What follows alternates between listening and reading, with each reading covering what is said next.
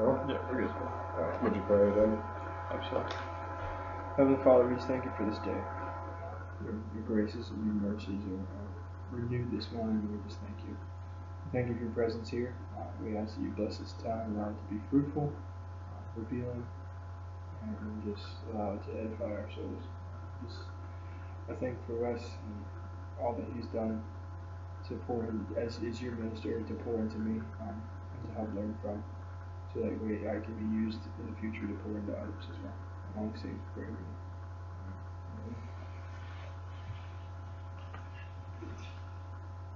So, question number one.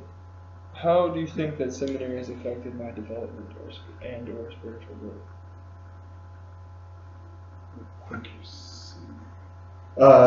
So you've done this 5 years? Yeah, coming up on 5 years. 5 years. I started in January 14, so And I'll graduate in May of 19. So yeah, 4.5 years so far. when did you start? So and then, at what stage did you come over to Wake Forest? We started in January 15, so only a year after I started. So Okay, so a year. So you had a year of seminary under your belt. Mhm. Yeah. So I've got to say 4 out of 5 years. I think seminary has probably unsettled you in a good spiritual growth way.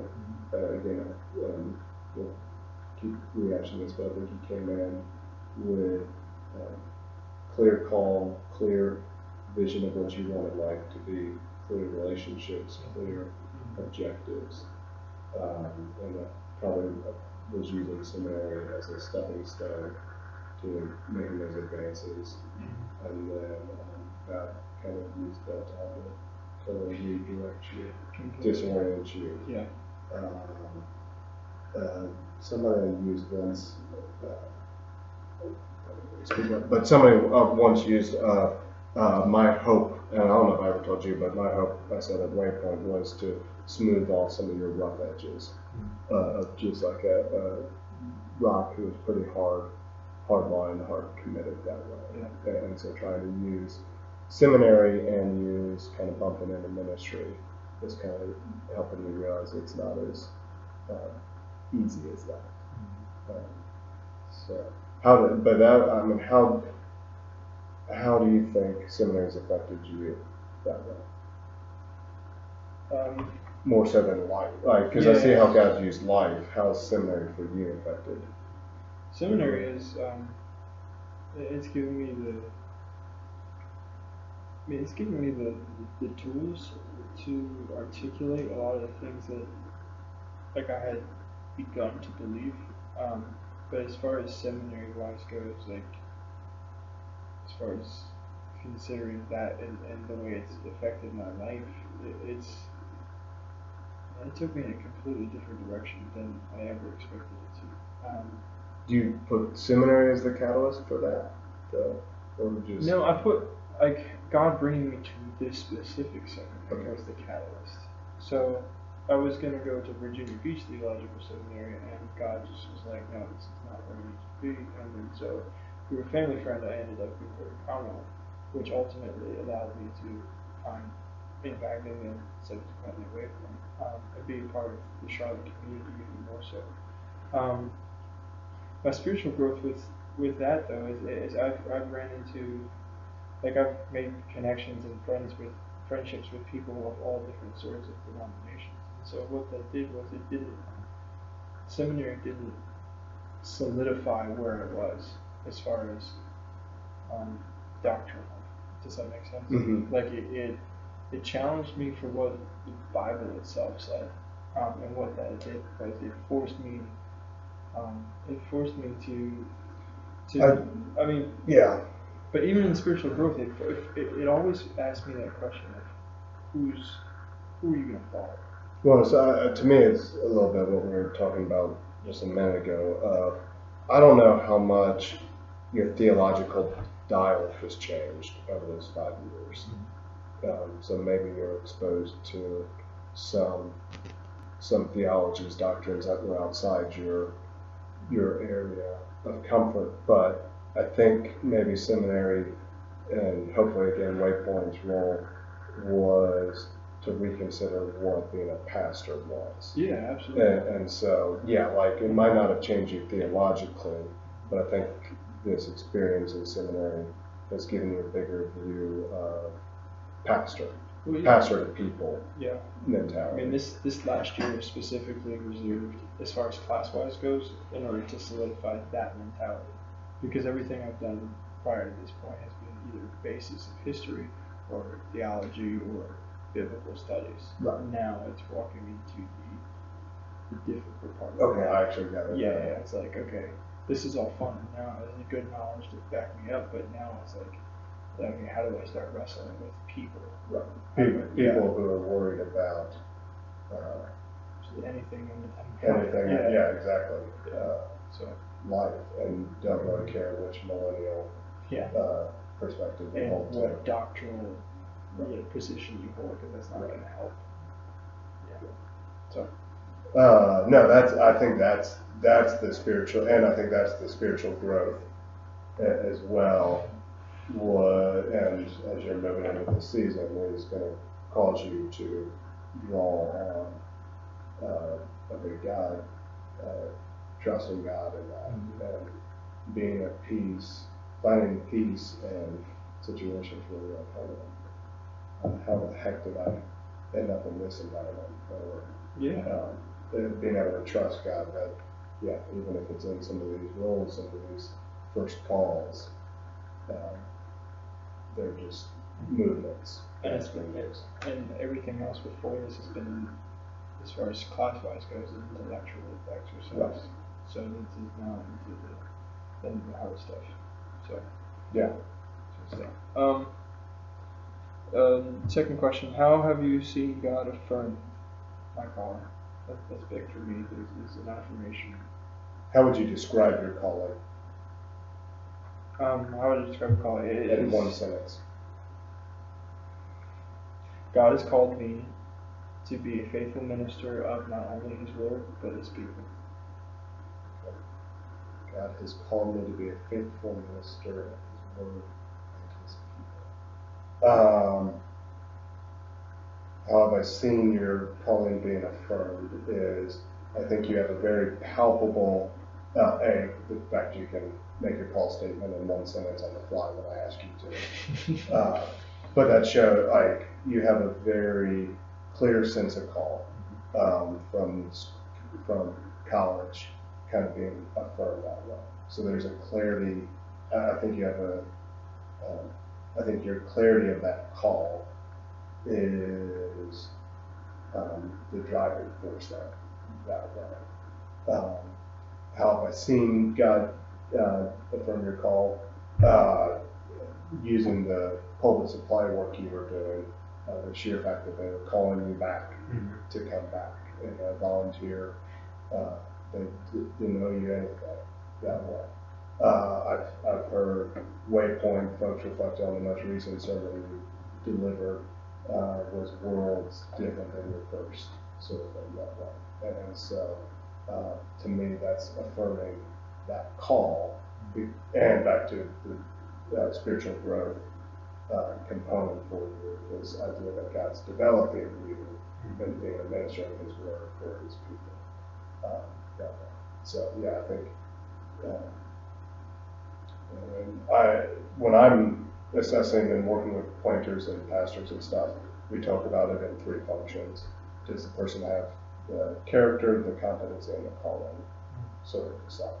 And so developmentally, where are all those things for you? And to me, pre-seminary, the calling was developed. I'm not spitballing on the fly here. I don't really care if I thought about this, but I think the calling was pre-seminary, clear there for you. The character development, back to that, develop the experiences you went through while in seminary has reshaped your character. It kind of reshaped who you are in that character sort of sense.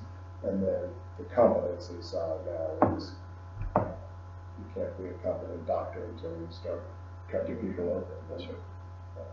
Killing people. Learning from that. But so the competency side is now where you need to be developing. which probably jumps down ahead a little bit. But yeah, I see the questions. The greatest strengths that way. I think your greatest strength is your determination and clarity of call. It is your knowledge of that. I think you're when we talked about Keller's preaching, love God, love his people.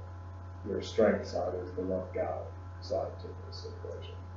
I think your just knowledge, desire, heart to dive into Scripture, to wrestling with the Word, to articulating the Word well and powerfully, are kind of your strength sides. The deep, thoughtful theology and then the convictions that come out of that are the strengths too.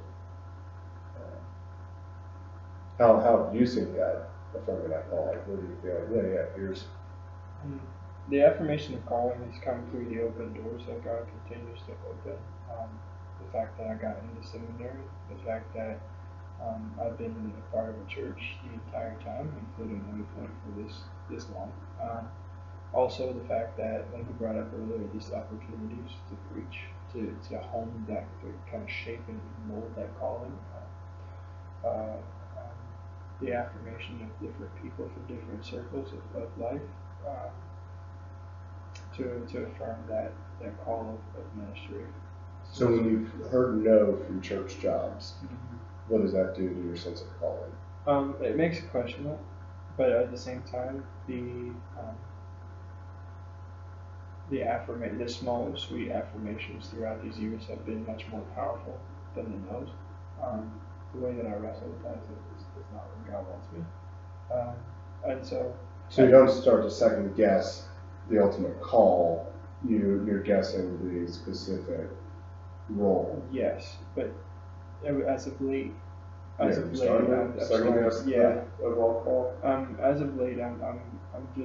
wrestling with God with that. And it's like, okay, God, you've brought me this far. You brought me to the river. Now what? I've got to wait until you do something. But it's like, okay, like I'm still your son. I'm still called to do this. This is what you're called. I know you've been faithful. So right now, it's a test of faith. I feel like Israel sitting on the bank of the river, not knowing what to do.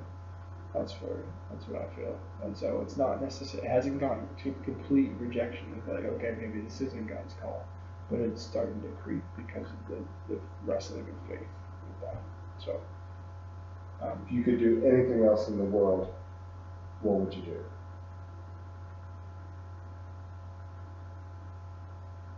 I don't know. I'd be happy doing it. Yeah, and that's your strength. That was when I was asked that question, I had the same response. Yeah. It was White House was like, well, the thing I know how to do, which is wait tables. So same. Yeah. And that drive, that affirmation, that conviction, while and probably back to the strength side to it, you're also open to not correction because nobody's going to be able to redirect you, but you're open to conversation around that sort of thing. So again, like you're willing to hear no from churches and not let that devastate you as well. And so that strength. Other strength I have too is your is what we've talked about is your loyalty and commitment to that. You're loyal to a fault, but loyal to causes, to people, to that. And so you'll stand by them. I have to discern. Just making sure you put yourself. So if you know you're loyal, then you're going to need to make sure you put yourself by people who should be trustworthy. That's right. You should trust. That's right. One of the key questions that I'm looking over this is this one right here. What are some areas you would recommend that I focus in on in order to be better prepared for ministry?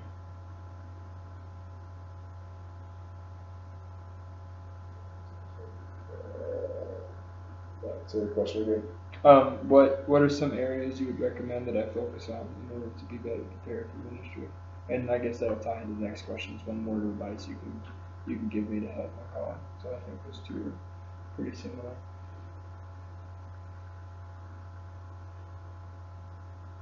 What would you tell yourself? Focus here. I tell myself that I would focus on the regular ministry.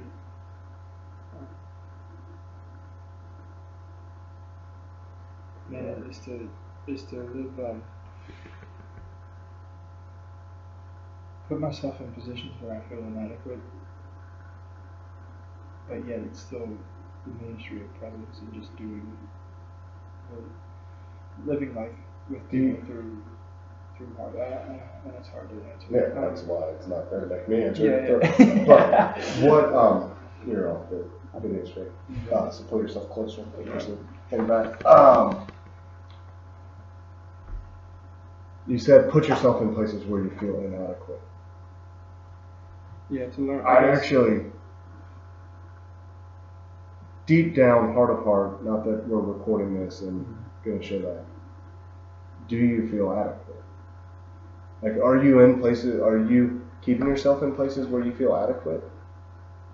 That you need to challenge yourself to put yourself in places where you're inadequate?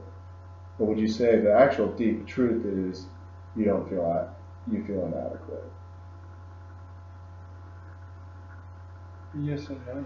I would say yes to both answers. The places that I have been in have built my confidence in the adequacy that I have.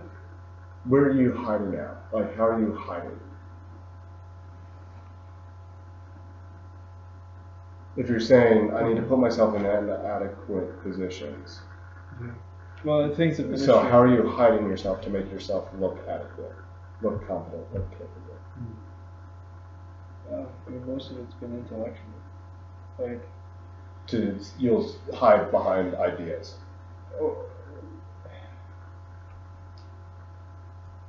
Not necessarily hide behind ideas, because conceptually I understand things and understand where to go with things. It's just like when I think of a minister, I think of someone who's there, like going to hospital visits, going to the house, going to like being the pastor of people, rather than just an academic exercise or intellectual thing. And so for me, I don't put myself in positions where I would have to actually act as the role of a pastor for people. Gotcha. Yeah. Okay. And that's where my adequacy, that's where my internal adequacy feeds. It feels like. And so when I do walk into a pastoral role at a church somewhere and they're expecting me to do these things, that's where I feel like I'm inadequate. Does that make sense? Mm-hmm. Yeah. Mm-hmm. And that would be, so what are some areas you recommend that I focus on in order to be better prepared for ministry? And this is what I've told you, is I think you just need to go and do ministry. Yeah. And that, so same sort of thing, same thing you're saying there, but again, character, calling, competency side of things. You need to go get yourself in an environment where you're doing ministry. Feel like you're doing ministry, and what that feels like too. Exactly. You need to be going into a hospital room. You need to be meeting with a guy who's called you and said, "Hey, I need that coffee this morning. Let's go get coffee." Yeah. And we're suddenly, like we've talked about, the deep hurt questions, where I got one today of a kid who committed suicide in college, and so needing to respond to 2 college students who are struggling with their friend who committed suicide. Where you can't.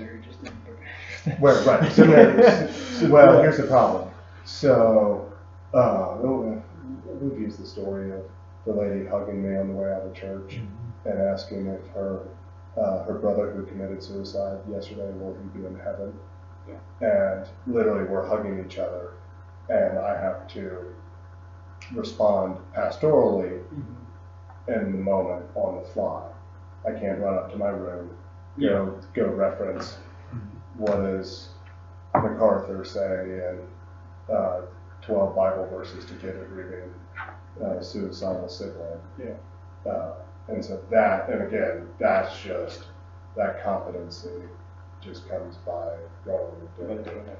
Yeah. And that will. So that's my advice to you: is go and do. And then the other side we've talked about is the fear of waiting for credentialed ministry when you can go and be doing that ministry now. Yeah. Go be constantly investing in people now. That you should be bumping into that brokenness and that mess in people's lives. No. Very good. And we talked about this a little bit before, but in what roles or contexts do you believe I would serve best? From what you've seen in my development, where do you think I would fit? Okay. One thing I think that's important for you is you need an environment with tight oversight. And here's what I mean by that. We've talked about this in moving from a service-oriented job to a full-time job where you need somebody who can help you figure out was it Putnam's language of what is work, what do I need to do, when do I need to do it, and how do I need to do it. And so I think for the roles you would be best served, though it's not what you want to hear at this point, I think getting into an associate role with a clear area of focus. It says, hey, you're our young adult guy, and we want you running a Sunday night service or Tuesday night Bible study. That, again, has a clarity of responsibilities that are directed externally at this point for you would be the most beneficial. You see what I'm saying there? Yeah. Does that make sense? Yeah. Because I find security and comfort in knowing exactly what DC pastor and how I can do. Well, and so we've talked about that. Yeah. But I would say that's your end goal is senior pastor preaching 50 times a year. Yeah. Overseeing multiple staff. Yeah, that's the end goal. That's the end goal. But to get yourself there, you need to experience what it would be like to work for a pastor who they are preaching 50 times a week. And so then the question is, well, if you're doing all of it, senior pastor's doing all the sermons, what the heck is the other dude doing if he doesn't have to preach on Sundays? Or, and sort of, you're down in the trenches like, actually, you know what? Doing the relational one-on-one work and developing curriculum for a program and doing all that sort of turning in credit card receipts and all this other stuff, you've got somebody who's helping you with that other stuff. That's right. And I think, back to our earlier conversation of floor roles, I think you can find that in a worship pastor role. I think a youth role. I mean, that's why the stair-step classic pastoral development process, in theory, works as well. Is because a youth pastor has a very clear mission target, very clear established program schedule, and very clear also having to deal with, well, I pastor the youth, but then I got to deal with the parents' relationships too. So worship, youth, definitely I think wheelhouse is young adults, millennial ministry that way. I also think I would say you also need to be in an environment where you are able to preach. I think designing 40 weeks in a year is a big ask out of the gates. But getting into a quarterly, once a month sort of rotation where you know, where you know, oh, another one's coming.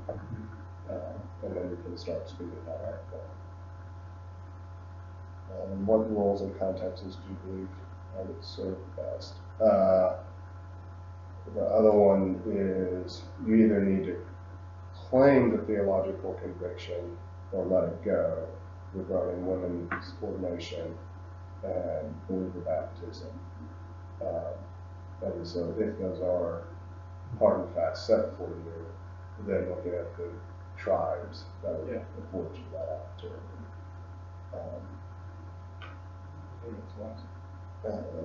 Rules or contexts so that's also based on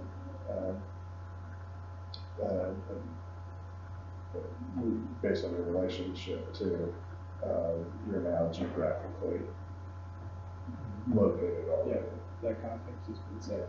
So, in a way, your geographic context has been set for you. And so you need to be a little adaptive in your role. You're going to do different roles right now, since that's your limiting factor. And then, what would you say to that?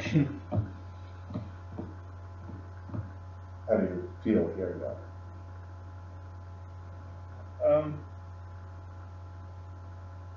I feel like I've got a big challenge ahead of me, a big task ahead of me. Also, I feel a little intimidated because I know what I'm good at. I know how my relationships work. As far, and when I say that, I mean I know what relationships come easy, and which relationships would be challenging to walk into. And so I feel like hearing that, I feel like, yeah, like that sounds like me, I can do those things. The biggest challenge is finding a context into where I can step into that. And so, do I believe I serve best? I relate to people, it's interesting. It's like I relate to people either older than I am or my age more so than I do younger and even younger. And so, having that kind of focus has been helpful as far as stepping into the context of that nature. And so, that's honestly that's all I've got right now. Yeah. But I mean that's where I feel like I'd be best. And the dynamics help. Yes and no. I mean, like the dynamics are hard because I can speak truth into other people's lives that I have before who are older than I am, but at the same time, I just don't have that life experience to speak into either. So that presents a challenge in itself. Well, that is earned authority over time in a community. That's right. Absolutely. And so you haven't had a space where you've really been given to earn that authority. Or to flesh that out. Yeah. To try that out, to see can I actually earn that authority to speak without having experienced it. That's where my hesitancy comes from. Talking to the pastor and the people who are truly. Well, that's why I think at the very least you need a teammate. Yeah. I can't do this alone. I wouldn't push you to go to cold start a church sort of thing. I think you need a teammate. I think you need a good mentor style supervisor or something else.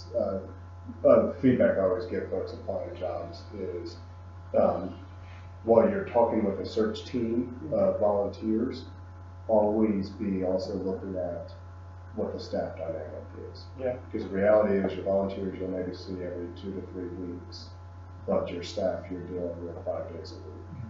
And that staff dynamic, the leadership dynamic, is much more important than, I like these committee search people. And then, I guess, just to wrap up, the last 2 questions is what is your hope or prayer for me in this season coming forward? I have, 6 or 7 months left of seminary. Getting married in August. And so this is I got a lot of hopes and a lot of prayers for you. I'm doing all of my practical ministry classes to finish my degree, and so this is a season of transition. And so what is hope and prayer for me, and then also if there's anything that we didn't bring up that you want to kind of speak into as well. So hope, prayer for you. A is getting you full-time employment with benefits. Mm-hmm. So pure practical prayer for you right now versus a spiritual goal for you right now. I think just getting your feet under you that way, so you can take a breath, not have to worry about at the end of the day how much money you can earn. And so then you can take your eyes off of yourself, and that's what it says, and look at God's people, and start developing those competencies sides to it. So my prayer, my hope for you is that this job actually materializes before you get your degree, that gets you a directorship, gets you something just to help start building that foundation. My other hope and prayer is that you find that ordination tribe process and see what the tracks are that will take the first step for the many that you're going to need to take on to that. Is there anything I did not ask you that you want to share?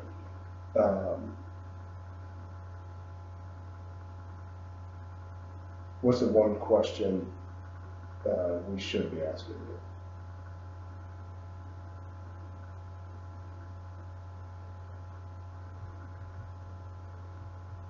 What are you going to do with this? Why? Because it's going to be easy not to do what's necessary to make this happen. It's going to be easy to fall into apathy, lethargy, to distance away from all the community and all the groundwork and people have been running this place all this time. Are you going to do this? And so right now is one of the biggest crossroads. We talked about before Jeremiah. Right now is one of the biggest crossroads of life. Mm-hmm. And so how am I going to respond to this? How am I going to do some stuff like that? As if you look back at what God has done over 5 years, and again, we've been down this trail a bit, but in a way, maybe God was preparing, so this is nothing new in a sense of our conversations, but maybe all of the trudging of that conversation, tribe, direction, calling, who are you, who's love God, love his people, all of that stuff, is now you've got a countdown clock to graduation, and maybe has set you out ahead, that like Jeremiah, okay, I've looked at all the ways where I have been, look at what God has done, look at the great calling you had in school, coming back to life, your engagement, like all of the work God has done in your life during this season of slavery. And now, like you said, you're standing on the banks, waiting for that water to part, breathing the hordes of people coming down your neck, waiting for God to open up the waters. Are you going to do this? It's a good question. It's a good question for you to stick in the back of your mind. That was the book I was sent you that chapter of what's best next. It's a great little phrase. So as soon as we hit stop on here, what's best next? What's that best thing I need to do? Not what's required of me, what's the next thing on my checklist? What's the best next thing I need to do? So, we done? Yeah. Then let me pray for you.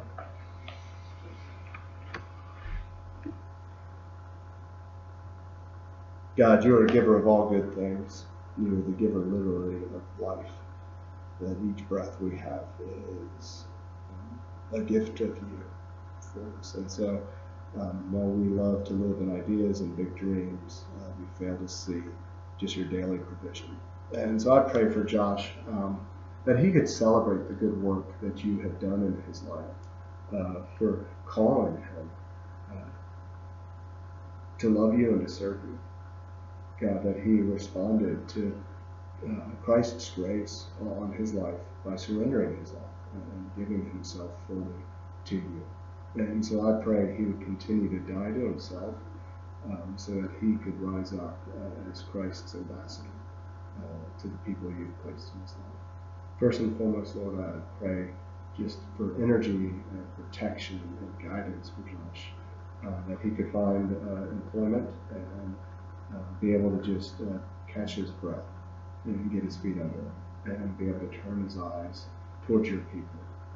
Lord, that he could love you well, then let him love his fiancée, and as they grow closer to each other, let them draw closer to you, and then let him just love the communities you've put in and the places he has right now to be a minister.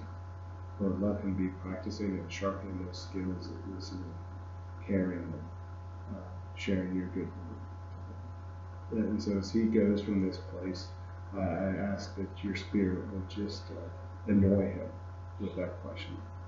Are you going to do this? And as he drives from this and goes on to his next thing, Lord, that it would be you who would be leading his foot in his faithful steps. So in your Son's name we pray. Amen.